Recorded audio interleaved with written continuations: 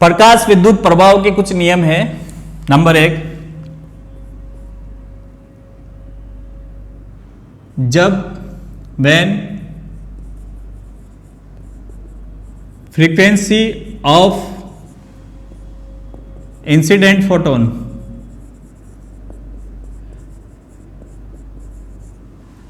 Is constant, when frequency of incident photon is constant, जब इंसिडेंट फोटोन की आवृत्ति को निश्चित कर दिया जाए, then intensity of incident light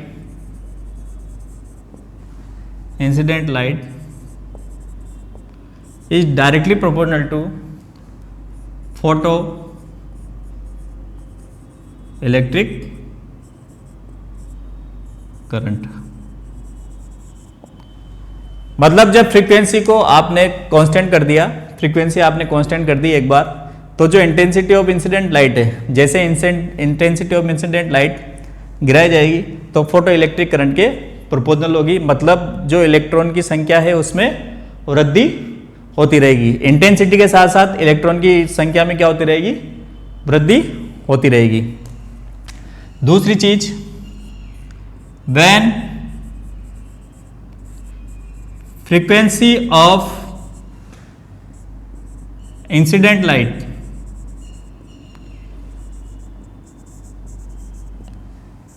is constant, when frequency of incident light is constant, then stopping potential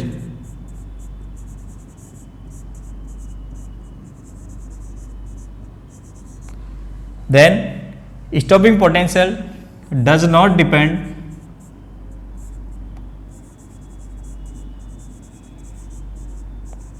depends on intensity of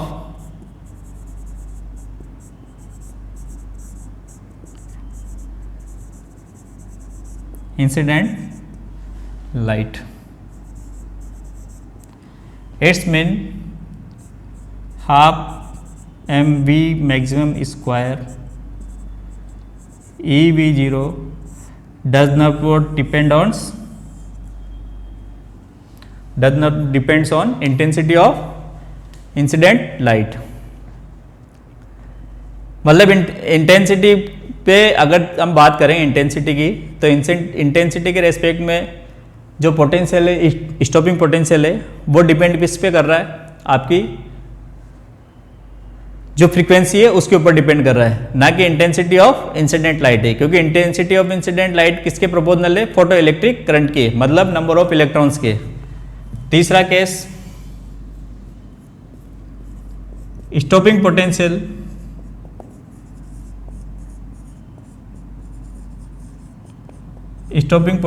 depends on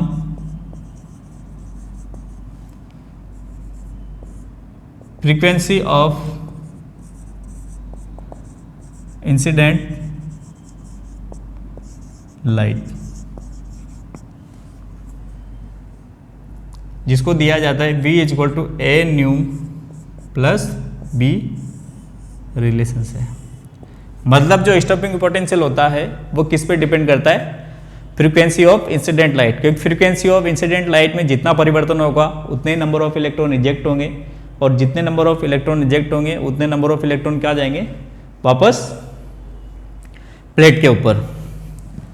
fourth, there is no time lag between incident photon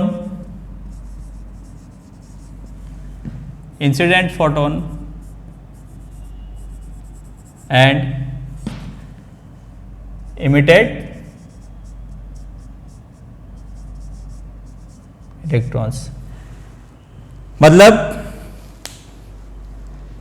जैसे ही light incident हुई metal plate के ऊपर, वैसे ही electrons का क्या होना चाहिए, इजेक्शन होना चाहिए। मतलब इन दोनों प्रोसेस के बीच में कोई टाइम की डिफरेंस नहीं होना चाहिए। ये लो होते हैं फोटो इलेक्ट्रिक इफेक्ट के, जिनको आप एक बार फिर देख लो। इंसिडेंट लाइट की फ्रीक्वेंसी अगर कांस्टेंट है तो intensity of incident light proportional to photo electric effect होगा। When frequency of incident light is constant है तो स्टॉपिंग पोटेंशियल किस पे डिपेंड नहीं करेगा, intensity of incident light, because intensity of incident light is proportional to number of electrons, not ejected electrons. Third, stopping potential depends on frequency of incident light, जो कि इस relation से दी जाती है V0 equal to a nu plus b। और चौथा इसका पॉइंट है there is no time lag between incident photon and emitted electron, मतलब इंसिडेंट फोटोन और इमिटेड इलेक्ट्रॉन के बीच में कोई भी अंतर नहीं होना चाहिए। अब यहां पर हम बात करते हैं, ये तो हो गया फोटो इलेक्ट्रिक इफेक्ट। अब इसके आगे जब हम बात करेंगे तो ये है कि जो क्लासिकल थ्योरी है या क्लासिकल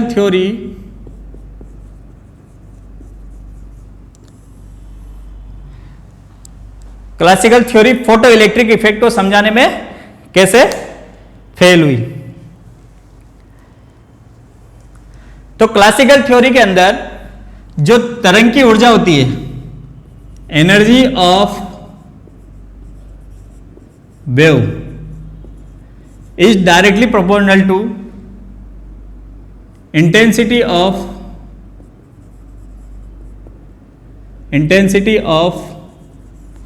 वेव। तो energy of wave is directly proportional to intensity of wave के बराबर होती है। तो इंटेंसिटी ऑफ वेव की जब हम बात करते हैं तो इसका मतलब क्या होता है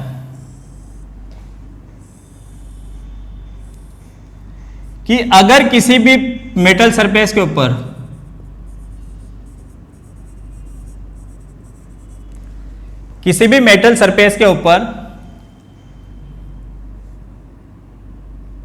वेव की एनर्जी को डाला, वेव को इंसिडेंट किया जाए,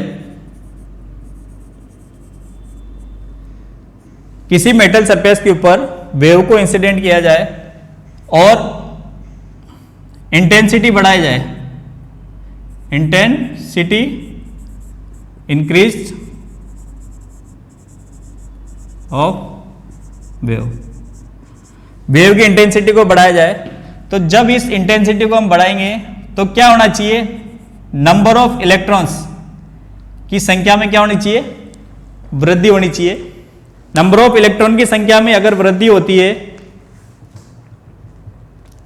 तो जितनी ज्यादा तीव्रता होगी उतने ज्यादा नंबर ऑफ इलेक्ट्रॉन्स क्या होंगे, वहां से इजेक्ट होते हैं। लेकिन हम फोटो इलेक्ट्रिक इफेक्ट के लॉ के नियम के अनुसार कहते हैं जो इलेक्ट्रॉन से इलेक्ट्रॉन का जो उत्सर्जन है वो इलेक्ट्रॉन का उत्सर्जन लाइट की इंटेंसिटी पर ना डिपेंड करते हुए किस पे डिपेंड करता है, फ्रीक्वेंसी ऑफ लाइट के ऊपर। दूसरी चीज, पहली चीज समझ में आ गई, अगर किसी भी मेटल के ऊपर वेव इंसिडेंट कराया जाए और उस वेव की इंटेंसिटी को अगर इंक्रीज किया जाए तो ऐसा होना चाहिए कि जो इलेक्ट्रॉन्स है उसके नंबर इलेक्ट्रॉन्स की जो संख्या है इमिटेड होने की वो बढ़नी चाहिए और उनकी जो एनर्जी है वो मैक्सिमम होनी चाहिए। लेकिन फोटो इलेक्ट्रिक इफेक्ट लॉ के अकॉर्डिंग ये कहा गया है कि जो इजेक्टेड इलेक्ट्रॉन है वो डज नॉट डिपेंड्स, वो किस पर निर्भर नहीं करते हैं, लाइट की तीव्रता पर, वो किस पर निर्भर करते हैं, frequency of incident photon. Second जब हम बात करेंगे तो इसके अनुसार अगर किसी भी आवृत्ति का, इसके अकॉर्डिंग क्लासिकल थ्योरी के अकॉर्डिंग अगर किसी भी आवृत्ति की लाइट मेटल सरफेस के ऊपर डाली जाए और उस मेटल सरफेस पर इंटेंसिटी जो लाइट डाली गई उसकी इंटेंसिटी को धीरे धीरे बढ़ाया जाए तो जो नंबर ऑफ इलेक्ट्रॉन्स है उसके इजेक्ट होने की संख्या भी बढ़नी चाहिए। लेकिन हम क्या कह रहे हैं, फोटो इलेक्ट्रिक इफेक्ट के अकॉर्डिंग ये कहा गया है कि जो इंसिडेंट फोटोन है उसकी आवृत्ति थ्रेशोल्ड फ्रीक्वेंसी की से ज्यादा होनी चाहिए, तभी इलेक्ट्रॉन का इजेक्शन होगा। लेकिन यहां पर क्या हो रहा है कि जो वेव है उसकी इंटेंसिटी बढ़ाएंगे, चाहे फ्रीक्वेंसी कुछ भी हो, अगर इंटेंसिटी बढ़ रही है क्योंकि एनर्जी किस पे डिपेंड कर रही है, इंटेंसिटी ऑफ वेव पर, जो वेव की एनर्जी है वो किस पे डिपेंड कर रही है, इंटेंसिटी ऑफ वेव के ऊपर। तो जैसे जैसे इंटेंसिटी हम बढ़ाते जाएंगे वेव की, जैसे वैसे वैसे इलेक्ट्रॉन्स का क्या होना चाहिए, इजेक्शन होना चाहिए। लेकिन फोटो इलेक्ट्रिक इफेक्ट लॉ के अकॉर्डिंग हम क्या कह रहे हैं कि जो इंटेंसिटी है उसकी फ्रीक्वेंसी, जो लाइट फोटोन मेटल सरफेस के ऊपर डाली गई है उसकी जो फ्रीक्वेंसी है वो फ्रीक्वेंसी थ्रेशोल्ड फ्रीक्वेंसी से ज्यादा होगी, तभी इलेक्ट्रॉन का मेटल सरफेस से इजेक्शन होगा। तीसरी चीज, अब यहां पर हम वेव की बात कर रहे हैं, तो जो वेव अगर किसी सरफेस के ऊपर डाली जाए, वेव को हम किसी भी सरफेस के ऊपर डालेंगे तो उस सरफेस के ऊपर वो वेव इक्वल अमाउंट के अंदर डिस्ट्रीब्यूटेड हो जाएगी। जब इक्वल अमाउंट के अंदर डिस्ट्रीब्यूटेड हो जाएगी तो किसी एक इलेक्ट्रॉन को एनर्जी मिनिमम मिलेगी। उस मिनिमम एनर्जी को लेके इलेक्ट्रॉन कहां जाना चाहिए, बाहर जाना चाहिए। लेकिन फोटो इलेक्ट्रिक इफेक्ट के अकॉर्डिंग ये कहा गया है कि जो इलेक्ट्रॉन्स है वो एक निश्चित एनर्जी या निश्चित फ्रीक्वेंसी के ऊपर वाली फ्रीक्वेंसी पे ही मेटल सरफेस को छोड़ के बाहर की तरफ जाएगा। तो यहां से क्लासिकल थ्योरी इसको समझाने में फेल हो गई और इसको समझाने के लिए सबसे पहले यूज किया गया आइंस्टीन का क्वांटम थ्योरी। अब आइंस्टीन की क्वांटम थ्योरी क्या कहती है, आइंस्टीन की क्वांटम थ्योरी क्या कहती है कि जो लाइट सोर्स होता है,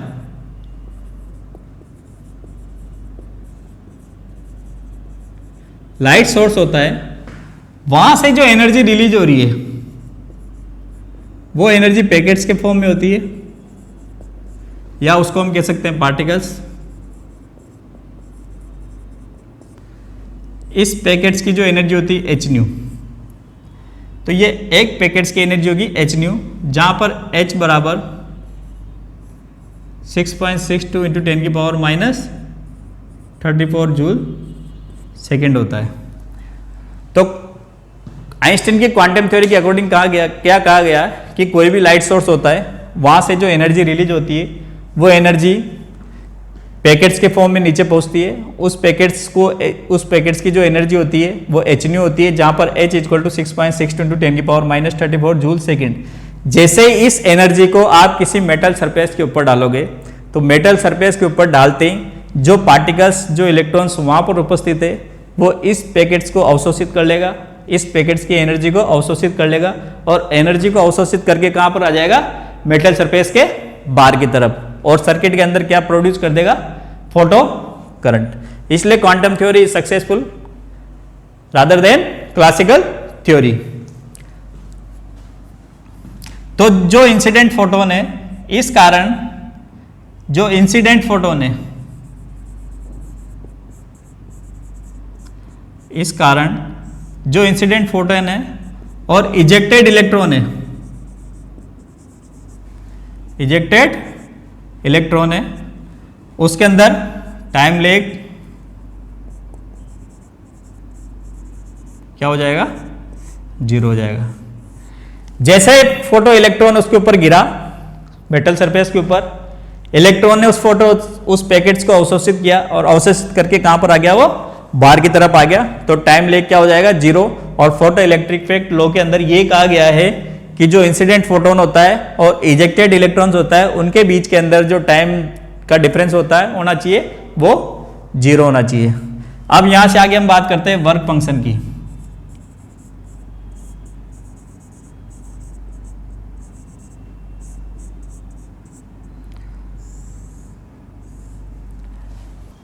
वर्क फंक्शन एक प्रकार की एनर्जी होती है, मतलब अगर किसी भी इलेक्ट्रॉन्स को आपको मेटल सरफेस के बाहर निकालना है तो उस मेटल सरफेस के बाहर निकालने के लिए एक निश्चित आवृत्ति की या निश्चित ऊर्जा की जरूरत पड़ेगी।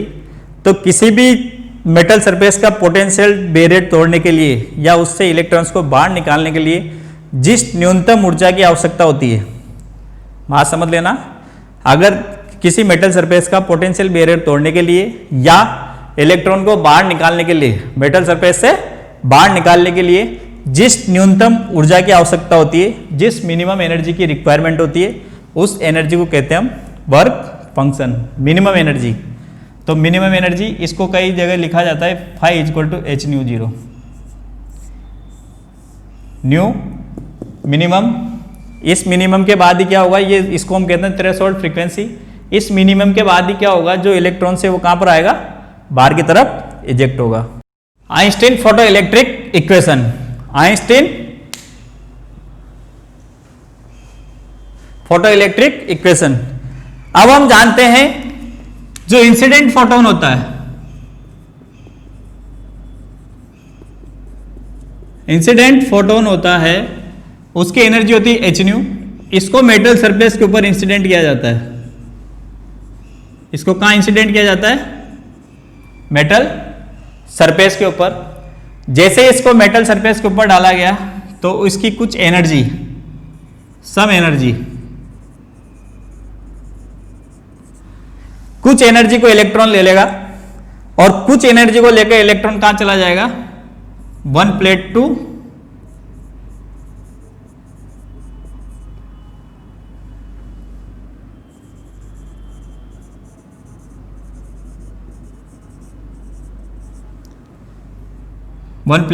अनदर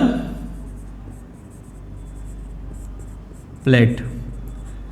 मतलब एच न्यू एनर्जी का कोई फोटोन जब किसी मेटल सरफेस के ऊपर इंसिडेंट किया जाता है तो जैसे उसको इंसिडेंट किया तो उसका कुछ एनर्जी को वो इलेक्ट्रॉन ले लेगा अपने बॉन्ड को तोड़ने के लिए, और सम एनर्जी को इलेक्ट्रॉन्स लेके कहां पहुंच जाएगा? एक प्लेट से दूसरे प्लेट पर। तो हम कह रहे हैं यहां से कि जो टोटल एनर्जी वो होगी h nu, some energy absorb by electrons. Electron कितनी एनर्जी लेगा? जितनी एनर्जी की उसको बॉन्ड तोड़ने के लिए रिक्वायरमेंट होगी। मतलब किसके बराबर होगा वो? वर्क फंक्शन के बराबर। तो ये हो गया आपके पास 5, और रिमेनिंग एनर्जी को लेके इलेक्ट्रॉन कहां चला जाएगा? एक प्लेट से दूसरे प्लेट के ऊपर। मतलब जो रिमेनिंग एनर्जी है फोटोन की, जो रिमेनिंग एनर्जी है वो इलेक्ट्रॉन ने किस में कन्वर्ट कर दी? काइनेटिक एनर्जी के अंदर। At nu equal to nu zero, threshold frequency के ऊपर जो V मैक्सिमम का मान होगा वो क्या होगा? 0 होगा। इस वैल्यू के ऊपर इलेक्ट्रॉन्स कहाँ रहेगा? मेटल सरफेस के ऊपर। तो जो काइनेटिक एनर्जी वो भी क्या रहेगी? 0। तो इसका उपयोग जब हम यहां पर करेंगे तो फाई इक्वल टू क्या हो जाएगा? H new 0 from 1 and 2। समीकरण 1 और 2 से हम लिख सकते हैं H nu equal to H nu 0 plus 1/2 mv maximum square और half maximum square equal to H nu minus H nu 0। We know date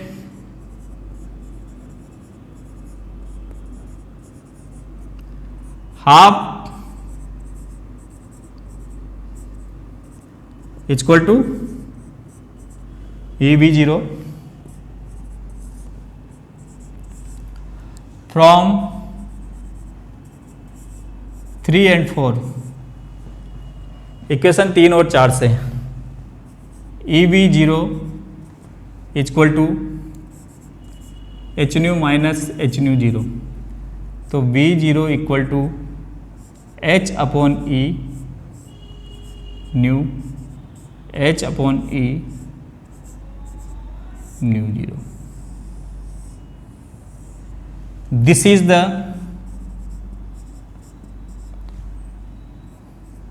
this is Einstein photo electric equation. यहां से देखो, इस इक्वेशन को देखो, इक्वेशन नंबर 5 को। Equation 5 is similar to straight line equation y equal to M X plus C, Y equal to M X plus C, जहां पर m क्या है? स्लोप। m का मान क्या होगा यहां से? h by E. c का मान क्या होगा? माइनस h न्यू 0 अपॉन ई। और x का मान क्या होगा? न्यू। y का मान क्या हो जाएगा?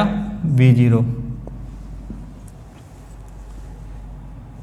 जब हम इन दोनों के बीच में ग्राफ बनाते हैं तो y का मान तो हो गया आपके पास v0 और x का मान हो गया आपके पास nu. Y M X plus C straight line equation है, लेकिन इसका स्लोप तो कितना है एम, लेकिन इंटरसेप्ट इसका कितना है माइनस, तो माइनस जैसे इंटरसेप्ट आ गया इसका तो माइनस यहाँ पर आ गया, तो आपके पास जो इक्वेशन आएगी स्ट्रेट लाइन ये आ जाएगी। यहाँ पर जो वैल्यू आ गई आपकी A B C, A B C का मान क्या हो जाएगा, delta nu upon delta V zero. तो ये आपके पास एक ग्राफ आ गया। इसके आधार पर हम स्लोप की बात करें तो m बराबर क्या हो जाएगा, del y by del x del v zero upon del nu zero. और हम जानते हैं कि m का मान क्या है, एच ई, तो ये हो गया H E equal to delta V zero upon delta nu zero. तो h बराबर हो गया आपके पास delta v upon delta new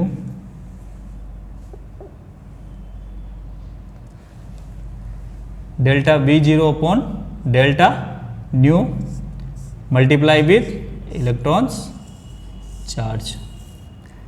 जब हम इसका मान निकाल लेंगे किसी भी डेल्टा वी जीरो डेल्टा, इस ग्राफ के according delta V zero delta nu के मान के लिए जो h का मान आएगा वो आएगा 6.62 इंटू 10 की पावर माइनस 34 जूल सेकेंड आएगा हमेशा।